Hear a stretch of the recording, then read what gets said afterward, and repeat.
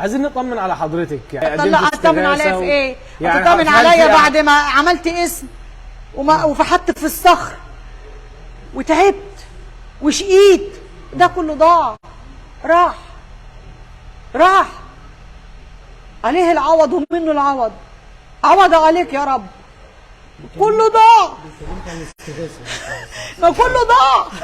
استغاثه، انا استغاثه لما اتخرب بيتي عشان ما عنديش شغلانه غير كده، ضيعوني، ما عنديش حاجه اكتر من كده اقولها. لله الامر من قبل ومن بعد، لله الامر من قبل ومن بعد، لله الامر من قبل ومن بعد. بعد 23 سنة من القضية اللي كانت مثارة على السوشيال ميديا والرأي العام، الفنانة وفاء مكي يعني بيظهر دليل براءتها بعد 23 سنة وبعد حبس لمدة 3 سنوات، وهتكشف لنا التفاصيل. ازاي حضرتك يا استاذة وفاء؟ اهلا وسهلا، منورين. مشرفة. السوشيال ميديا مقلوبة على دليل براءة حضرتك، عايزين نعرف ايه التفاصيل وايه الحكاية. والله يا ريت عشان بس الناس تعرف الظلم اللي انا حصل لي. ما هي انا لما اتحكمت الدنيا اتخربت واتحكمت ظلما وعدوانا وافتراء، فالحمد لله ما ينفعش ان انا اتبهدل مش عارفه ايه وتصالحني في ايه يعني. فالحمد لله على السراء والضراء. ايه اللي حصل في قضيه الاثنين الخدامين اللي كانوا عند حضرتك؟ لا مش ايه اللي حصل، هو اللي حصل من 23 سنه ان كان دليل البراءه مع ميار الببلاوي، الفنانه ميار الببلاوي. الصراحه انا بشكرها على شجاعتها وجرأتها. هي اي نعم الموضوع جه متاخر شويه، بس هي لانها كانت مهدده بذبح ابنها، والنهارده طلعت وقدمت الجواب ده، وصفروها 7 شهور عشان ما تقولش حاجه. مين اللي صفرها؟ ابو جوزها، لان اتهددت بذبح ابنه وبذبحها والدنيا مقلوبه، مشوها خالص لحد ما القضيه خلصت. هي كان ايه دخلها اصلا من البدايه بالموضوع؟ هي القضيه كانت الست اللي هو مش ميار لوحدها على فكره. تمام. الست اللي مخدماتها اللي بتجيب العيال كنت انا وميار الببلاوي وماجده نور الدين مرات المرحوم سامي العدل. تمام. فطبعا ماجده نور الدين ما كانتش موجوده، ميار الببلاوي ما كانش موجوده، انا اللي خدت الليله. فانت حضرتك شلت الليله كلها؟ شلت الليله بالظبط كده. العيال، واعترفت ميار والست اللي هي مخدماتيه قالت يعني العيال مشوا من عند وفاء كويسين جدا جدا وزي الفل، لان كان عندهم مرض جلدي ما يسمى بالقراع الانجليزي. الاستشاري الكبير الدكتور عزت اللي اتعمل له محضر واتعملت له قضيه في حقه يعني ظلما وعدوانا معلش. فالمهم قال ده مرض ما ينفعش، يعني ده معدي. سالته قال لي ايوه ده معدي، يعني ما ينفعش ان انا ابقى ارعى والناس اللي شغاله في كام عمل يبقى كلهم قرع يعني عدوى عدم يعني ابقى انا انسانه غير امينه، انا انسانه غير امينه لا على نفسي ولا على زمايلي. فمشيتهم وحصل بقى اللي حصل. بعد كده ابوهم ده لانه مصدر رزقه، وكان ابوهم بياكلوا من يعني هم بياكلهم، هو اللي يعني هم مثلا بيشتغلوا ويبعتوا لوالدهم الفلوس يعيش منها، وييجوا مش يبعتوا، هي امهم بتيجوا كل شهر، كل ساعات تيجي تقول لك كل 15 انا عايز شهر شهرين 3 مقدم. تمام. فما مش مفهوم، امهم كانت عندي على طول بتاخد المرتب بتاعهم يعني. فلما حصل كده وصلتهم ومشوهم، راحوا بعد كده خدوا بعض وراحوا ماشيين زي الفل من عندي، راحوا لان مش هيقعدوا في البيت بسبب المرض اللي عندهم. ايوه مش ما هو ابوهم قعدهم، هو المرض في الدماغ ولابسين اشاربات ما حدش هيفتش. خدهم بعد كده راحوا الميار الببلاوي، قالت انا ما كنتش موجوده في اليوم ده. عندها هي هي مش ما كانتش موجوده. اتصلت بيها البوابه وقالت لها قالت لهم انا مش موجوده، انا عند كان فرح اختها مروه او حاجه هي بتقول كده. المهم قابلتهم البوابه والولاد مرتين 3 مروه قالت ان هم كانوا كويسين زي القرود، وقالت لهم لا انا مش هقدر اجي، انا مشغوله في فرح اختي. اتصلوا بماجده نور الدين، ماجده نور الدين ما كانتش موجوده. وبقى حصل بقى الاحداث اللي انتم شفتوها اللي انا اتفاجئت بيها زيكم زي اي حد. طبعا هو اللي فجر قضيه سيد شعراوي. هي بعد كده انا عرفت ايه اللي حصل، انا ما كنتش عارفه، لان انا كنت بسال نفسي العيال دي كده ليه؟ العيال دي بتعمل كده، العيال دي شكلها عامل كده ليه؟ هي العيال دي في ايه؟ طب الصور اللي انتشرت خلال الفتره اللي فاتت اثار التعذيب اللي كانت على طيب البنات. هو بقى بعد اذن حضرتك هو سيد شعراوي اللي يرد على السؤال ده، عشان هو اللي ميار اعترفت له واعترفت لهند عاكف واعترفت للمذيع العظيم الاستاذ احمد عبد العزيز اللي اقسموا على كتاب الله وسنه رسوله على الهوى مباشره. الفلوس انا بقول لك انا اتساومت على شقتي. مين اللي ساوم حضرتك على الشقه؟ هم استووا على شقون، طلبوا مني شقتي. تخيل انا شقتي اللي جبتها بالقسط اللي طفحت دم قلبي، اللي اليوم 24 ساعه بشتغل فيه 19 ساعه عشان اجيبها، الشغاله اللي بتيجي تاخدها مني على الجاهز. ربنا قال كده عشان مشيتها وهي عندها مرض. والله انا عايز ده فيه مصيبه. هي على فكره ما بتقطعش رزق 3 سنين. وفاء بتديهم الاكل البريك بتاعها. ايوه كنت بتديهم الاكل. البريك البريك اللي في المسلسلات اللي طول النهار بشتغل في الاكل، لما يجي لي الاكل عشان اكله بديه لهم. بتشيليه من نفسك حضرتك؟ والله بديه لهم. ما هي ميار ما اصلها اشتغل. هي ميار انا وهي تقول كده ليه الست بقى لها 23 سنه متعذبه. الست مش هتطلع. ليه بعد 23 سنه يعني سكتت على ده كله وما قالتش الحقيقه غير دلوقتي؟ ما كانت مهدده بذبح ابنها، متبهدله، حياتها في خطر، مش عارفه تنام، ضميرها تعبانه. بتقول لك انا كنت داخله اعمل عمليات انا خايفه يموت. راحت اعترفت لهند عاكف بالحقيقه، قالت لها عشان اعترفت للاستاذ احمد عبد العزيز المذيع وطلع قسم يمين الله على كتاب الله. اعترفت للسيد شعراوي، قالت لهم انا تعبانه، انا اشوف لكم حل، انا ضميري بيموتني، انا مش مفيش في العمر قد اللي راح. وفاء مكي بريئه براءه الذئب من دم ابن يعقوب. وفاء مكي مظلومه. انا هطلع اقول ده لان خلاص مش قادره استحمل بقى خلاص.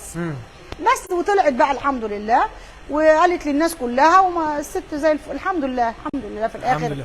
احساسك ايه النهارده يعني بعد ظهور براءة حضرتك، خصوصا بعد يعني الرأي العام خلال الفترة اللي فاتت هاجم حضرتك كتير جدا؟ ده اللي انا زعلانه منه، لان كنت دايما اناشدهم اقول لهم يا جماعه ما تظلموش حد يا جماعه.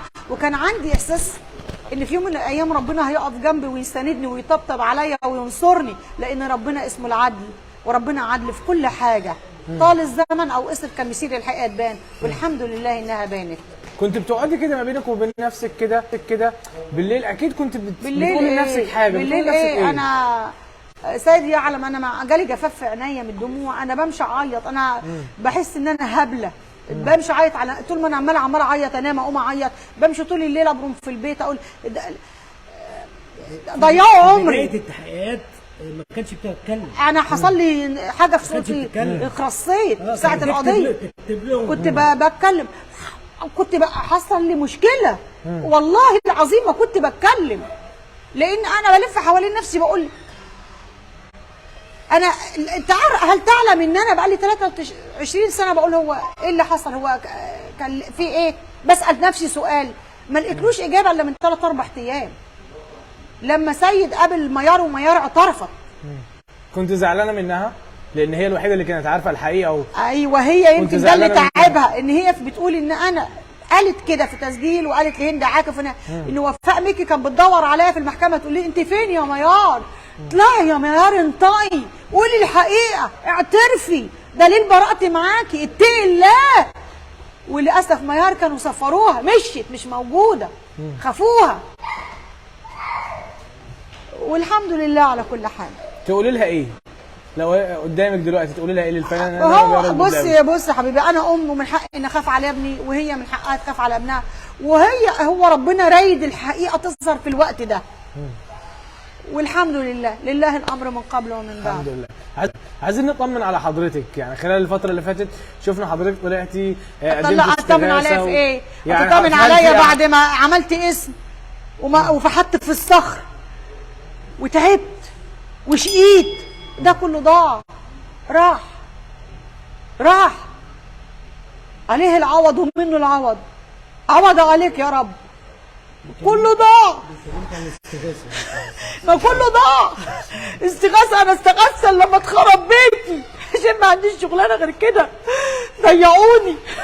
حسبي الله ونعم الوكيل، حسبي الله ونعم الوكيل، حسبي الله ونعم الوكيل. هو المنتقم الجبار، ربنا مش هيسيب حقي طال الزمن او قصر، طال الزمن ان ربك لبالمرصاد، ربنا مش هيسيب حقي ابدا.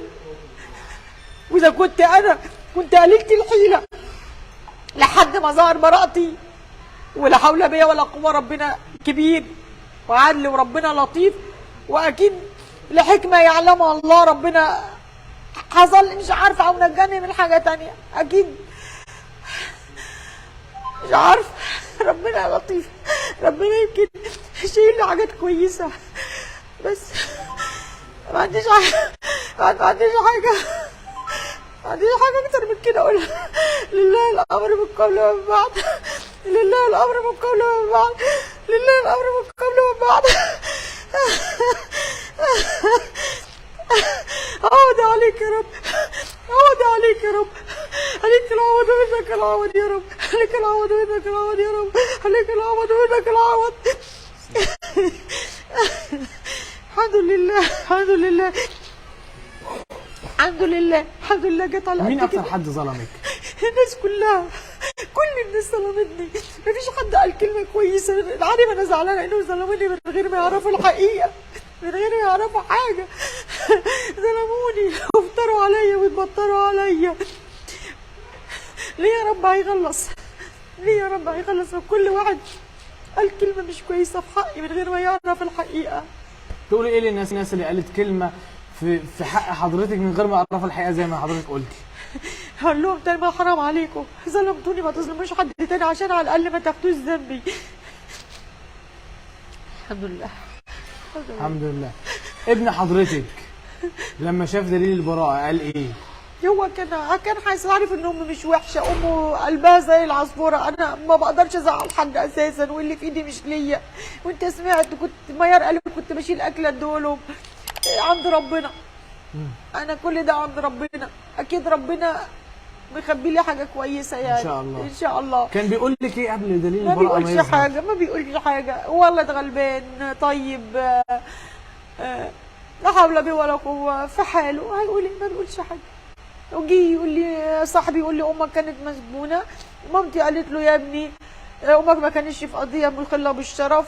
وانا اقول له يا عمر مسير الحق هتبان. لما حصل قلت له مش انا قلت لك مسير الحق هتبان؟ قال لك ايه؟ ابتسم وسكت، ما بيقولش حاجه. هيقول ايه؟ انا عايزه الحقيقه بس كل الناس تعرفها، زي ما انا اتبهدلت كده في راي عام، قضيه راي عام، تظهر براءتي في راي عام ان شاء الله. ان شاء الله. هنشوف حضرتك قريب كده في عمل؟ يا رب، مش عارف. يا رب، ربنا لطيف بعباده، مش عارف. تقول ايه لجمهورك اللي بيحبك والناس اللي وقفت جنبك؟ اي حد وقف جنبي اقول له شكرا انك وقفت جنبي، والناس اللي بتحبني كتر خيركم على حبكم. وانا هوت الحمد لله طلعت براءه، ما اخذلتكوش، ما طلعتش انسانه وحشه ولا شريره زي ما اتقال علي. الفنانه ميار الببلاوي تقولي لها ايه؟ اقول لها شكرا يا حبيبتي وكتر خيرك، وربنا يحفظك انت وابنك، ويحفظ كل الولاد لاهاليهم، ويحفظ الناس كلها. الفنانه هند عاكف عشان ندي كل واحد حقه.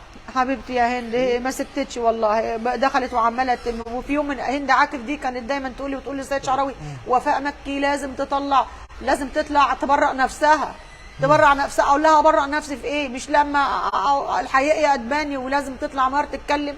والحمد لله. ما حاولتيش تتواصلي مع الفنانه ميار الببلاوي خلال الفتره اللي فاتت خالص؟ والله انا رحت لها فرح ابنها يوم الاثنين اللي فات، وطلعت رحت لها وكلمتها، قالت لي انا هطلع اقول لها ايه، انا تعبانه، انا مش قادره استحمل اكتر من كده. ليه صبرتي بقى يعني بعد 23 سنه؟ ليه لما رحت لها الفتره اللي فاتت من الكام يوم اللي فاتوا ما رحتلهاش ليه مثلا من سنتين ثلاثه بعد حضرتك ما خرجتي من لا، لان انا كنت انا زعلانه منها، لان انا كنت في وقتها محتاجاها. بعد ما قضت العقوبه هتروح اعمل بيها ايه؟ تعمل بيها ايه؟ بس لولا على الاقل تظهر حقيقه حضرتك قدام الراي العام. هي ما كانتش واقفه القصه دي، يعني ما كانتش فاهمه القصه. على فكره ما كنتش عارفه زيك لو انت تسمع الحديث. هي اللي عرفت مني من سيد شعراوي، هو اللي دور على الحقيقه، وسمعت المكالمه اللي بيني وبين ميار. في حاجات كتير ما كانش عارفاها والله، كاني بسمع. بص انا عندنا تسجيلات واعترافات من ميار، وزي ما انت شايف تودي في داهيه، منهاره بالعيار. تودي مين في داهيه؟ لا تحزن، مش تودي حد في داهيه، تودي. انا جرالي كل ده ليه؟ كل ده ليه؟ عشان ايه؟ انا عملت ايه في دنيتي؟ ايه الجريمه اللي ارتكبتها؟ وانا اتجننت بعد ما عيالي يقعدوا عندي 3 سنين اتجنن اعمل كده؟ شايفه دي ضريبه الشهره؟ لان لا ما فيش حاجه مشينه حصلت، ولو حد عادي ما كانش جرى له اللي جرى ده، ما كانش هيبقى فيه اساسا موضوع. تقول ايه لوالد البنات؟ حسبي الله ونعم الوكيل. ربنا منتقم جبار، خصوصا ان هم بتوع مخدرات، وجدها مات في قضيه مخدرات 10 سنين وسوابق. تقول ايه كل واحد بيستغل الناس؟ ربنا مش هيسيبه طبعا، لان ده حرام. ده حرام، ربنا حد بيستغل حد انت عايز تاخد شقيه وليه؟ قال لي كده علني عايز الشقه. ايوه عايزين الشقه، اسكتي، احنا نتنزل عن حاجه ما فيش في قضيه، واللي احنا عملناها نصلحه وتدينا شقتك. شقتي اللي انا اديها له. رديت قلت لهم رد واحد، قلت لهم السجن احب الي مما يدعونني. قلت لهم السجن احسن؟ السجن احب الي مما يدعونني. لان انا مقتنعه ان ما عملتش حاجه. اعملوا اللي تعملوه، ربنا قادر يظهر الحقيقه وظهر. 3 سنين وانت مسجونه ظلم على كلام حضرتك. كنت وانت مش كلامي، مش كلام انا، ما انا ما هي بقى هو كلام انا. كنت بتقولي ايه ما بينك وما بين نفسك وانت في السجن؟ بتقولي ايه لنفسك؟ كل يوم بيعدي عليكي وانت حاسه نفسك مظلومه. كنت قاعده بقرا قران وبصبر نفسي واقول ربما يمكن ربنا احتجزني، والله العظيم اشهد الله على ذلك، احتجزني في هذا المكان يعني عشان ممكن حاجه تانية لا قدر الله وحشه تحصل. بس الرساله اللي خدتيها ما بينك وما بين نفسك من الموقف اللي حصل لك عموما والمشهد اللي حصل لك خلال 23 سنه. ما امنش لحد وما بامنش لحد وما بثقش في حد، ثقتي معدومه في الناس كلها، وما بامنش لحد وما بصدقش حد. وشوف وصلوني قد ايه. يعني عارف بقى صح ما بثقش في حد، ما بصدقش حد. يعني ثقتي اتعدمت في الناس كلها. ما هيجرى لي ايه تاني اكتر من اللي جرى لي؟ الناس كلها بتبارك لك على البراءه. الله يبارك فيكم وفي عمركم. الحمد لله. الحمد لله، مليون مبروك. كتر خيرك، كتر خير الناس كلها. بس طالبه منك ومن كل صحفي شريف محترم يظهر براءتي قدام الناس. احنا موجودين مع حضرتك النهارده عشان نظهر الحقيقه، عشان زي ما انا اتبهدلت كانت رأي عام ورأي عام واتبهدلت في حاجة أنا ماليش ذنب فيها، يبقى البراءة دي أمانة في رقبتكم كلكم، كل صحفي شريف وكل برنامج شريف وكل صحفي حر وكل واحد شريف. كل واحد كلمة وحشة أنا هسامحه وربنا هيسامحه لو كتب الكلام الكويس. براءتي بإيده يمكن يقدر يعني وظهرها للناس، يمكن ربنا يقدر يخفف عنه شوية. شكرا. شكرا لحضرتك.